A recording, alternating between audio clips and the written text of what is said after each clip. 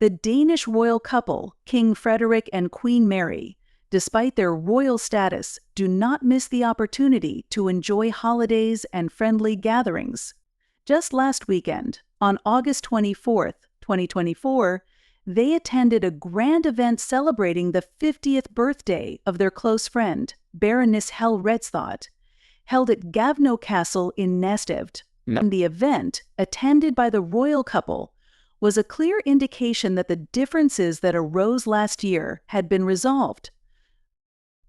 This celebration followed another significant event in the life of the royal family, a new royal portrait.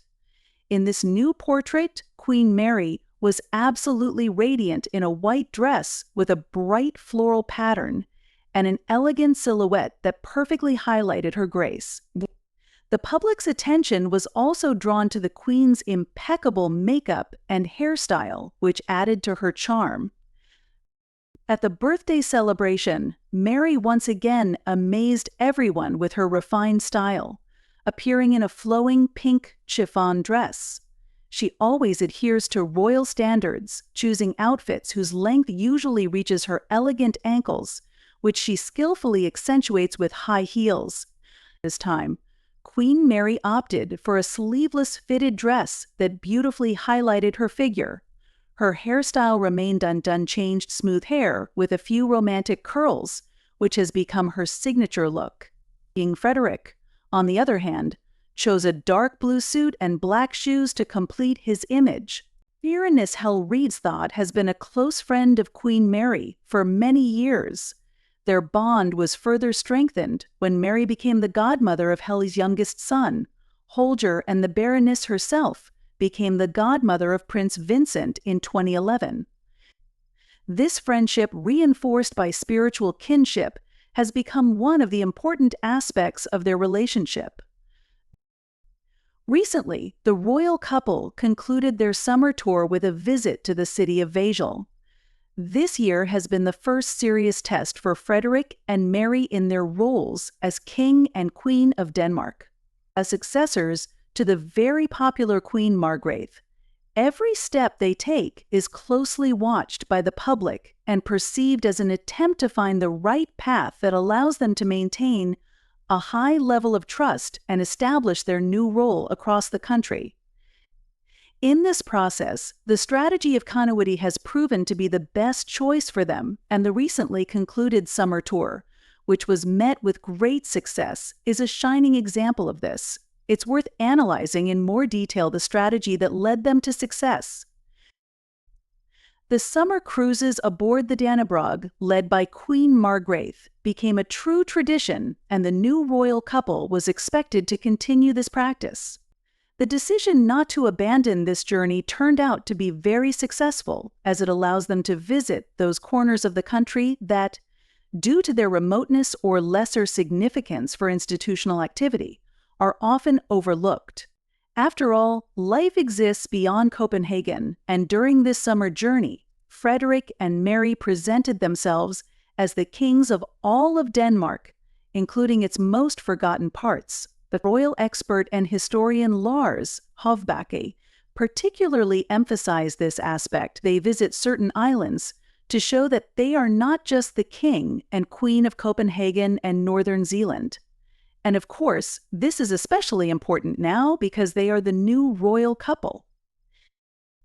This journey implies not only visiting places like Bornholm, Ærø, Assens, or Basel, but also showing interest in their industries, traditions, changes, and the development of these regions. What's important is not so much that they travel there on a royal ship, but the fact of their presence in these places, their openness and curiosity. This demonstrates that they are no longer just crown princes, focusing on specific areas or issues that interest them, but now symbolize the unity of all Danes. According to Sebastian Olden, another expert on the royal family and historian, it is important to continue these royal expeditions, although some elements may change over time. The warm welcome they received in each of the cities they visited supports this theory. People greeted them with smiles and cheers, showing kindness and warmth, which was captured against the backdrop of local landscapes where the royal couple appeared relaxed and displayed their affection for each other. The summer tours have always been popular with the people. It's a way to ensure that the royal family is perceived across the country. It's just part of the job and what people expect, notes Olden. At first glance, it may seem that the secret to success lies in leaving everything as it is, but this also implies a certain risk, as their choice has not always been the same. After all, each new reign is announced as a new era, and it is also important to introduce their own style. The challenge lies in balancing this with respect for the legacy of their predecessor.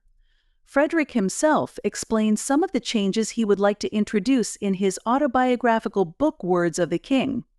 In its pages, he talks about the importance of regular breaks to recover strength, which allows them to sustain a more intense schedule than before. We will do everything differently from my mother, both in terms of organizing and managing the royal household and in how we alternate between work and time for rest within the family circle.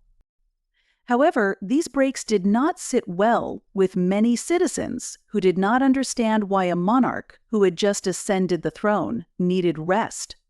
The reason might be summed up in a simple phrase: Margaret didn't do it that way.